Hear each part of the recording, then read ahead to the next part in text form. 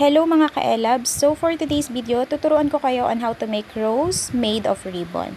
So please do subscribe to my channel for more updates and tutorials. So ito yung materials na need natin. 4cm ribbon. Again, 4cm size yung ribbon natin. And then any ATM card para sa ating panukat. So ganito lang natin siya susukatin. Ito yung sukat ng per petals natin.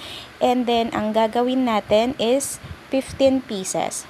Again, 15 pieces, pero you can make din 12 pieces, pero ako 15 pieces talaga kasi mas maganda tingnan kapag mas bulky or mas malaki. So, after natin magawa yung 15 pieces na yon, ikat lang natin siya ng paganito. Then, it will looks like this. So, set lang natin siya. Kailangan pare-parehong naka-front, okay? And then, ready lang natin yung glue gun natin. Although, pwede kayo gumamit ng lighter dito, pero mas prefer ko yung glue gun. So, from dulo, lagyan lang natin yun ng glue gun. And then, i-fold natin into triangle. And then, after natin ma-fold dyan into triangle, itutupi ulit natin yung dulo papuntang gitna. Again, from end to middle. And then, gawin lang din natin yun sa kabila.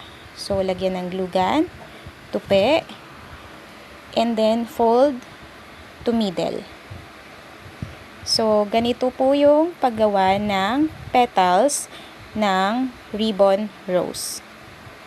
So, gawin lang natin yan sa lahat hanggang sa matapos. So, again guys, please do subscribe to my YouTube channel po for more updates and tutorials po. These tutorials are very helpful, especially if you are a homebody or mahilig kayong magbuting-ting, pwede nyo po itong pagkakitaan, same what as I'm doing. So, yes po, ang inyo pong LSDIY ay ito rin po ang aking negosyo.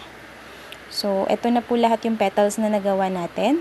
Then, next lang po natin, dapat itong side na to, yan po yung lalagyan natin ng glue gun. And then, ididikit po natin yung second petals hanggang matapos po natin yung 15 hanggang dulo. So, ito po yung proper way of pagdidikit-dikit sa kanila para ma-roll natin siya at gawin nating rose. And guys, please do follow also and like my Facebook page, Sven Mom Souvenir Shop. It used to be a former LSDIY paper craft souvenirs. Na-change lang yung name kasi nung inayos ko po yung business permit ko, hindi na po natin maklaim yung old name. So, we need to change. Pinangalan ko na lang siya sa dogson ko na si Sven. So, ito na yung finish ng pagdidikit-dikit natin. So, 15 yan. Make sure na 15.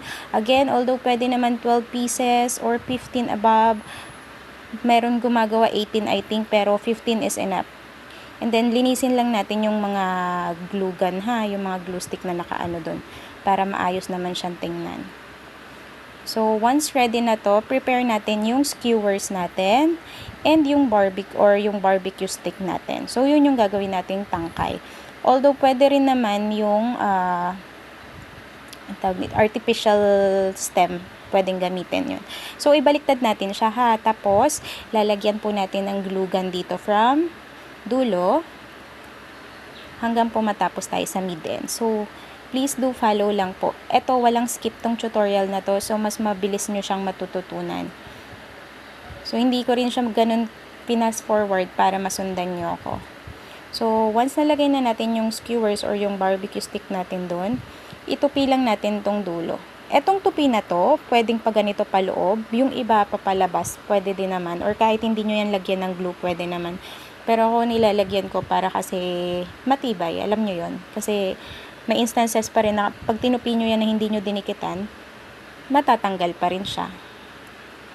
So again, katulad ng mga sinasabi ko dun sa first tutorial ko, etong pag-roll ng una, wag po natin masyadong diinan. So, alalay lang po lagi, no? Wag po yung sobrang siksik kasi hindi natin ma-appreciate yung bukadkad ng petals.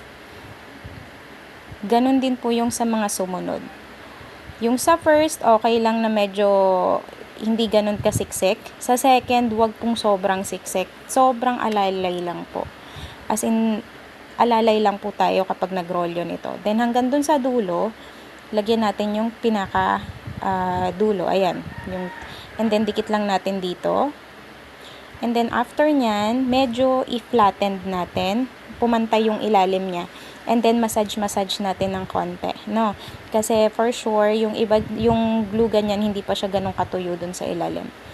So ito na yung finished product ng ating ribbon rose. So thank you for watching and hope you guys support my YouTube channel. Please don't forget to subscribe. I loves you all.